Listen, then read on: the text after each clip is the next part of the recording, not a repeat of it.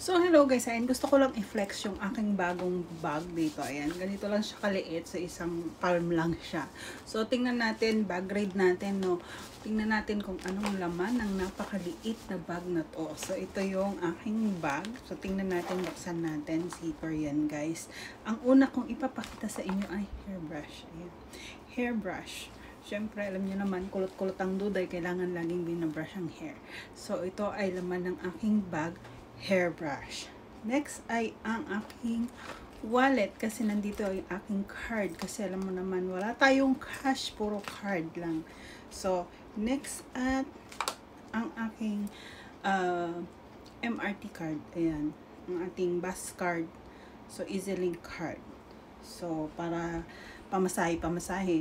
Next ay ang power bank. Syempre kapag lalayas ng bahay, kailangan may power bank kasi maghapon tayo sa labas.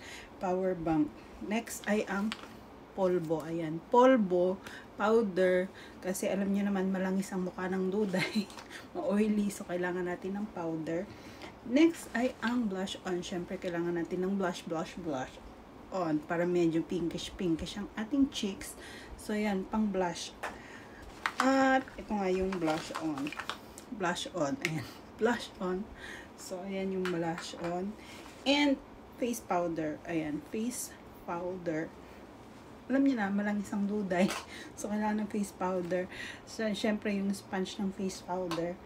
And syempre yung ating AirPods. Then next ay lipstick. And another lipstick. Ayan. So, dalawa yung dinadala ko talaga dalawa kasi yung isa is mini lang. Para kunwari, pasimple ka lang na ganyan sa gilid. So, ito siya. Then, next is etong malaki pag ako ay nasa loob ng CR. So, I like these colors. So, dinadala ko talaga siya palagi. Next is voucher. Ayan.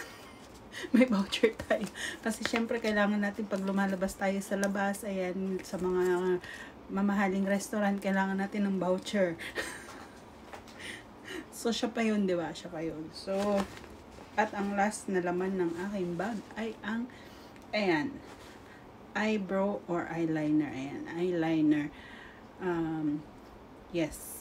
So, nilalagay ko na siya sa eyebrow ko and eyeliner 2 in 1. So, yan na guys. Yan lang ang laman ng aking bag. So, yun na yun. Wala na, ubos na. Ganyan kadami yung laman ng aking bag. So, sobrang liit lang niya pero napaka-handy. O, diba? Kalain, kumasya dito.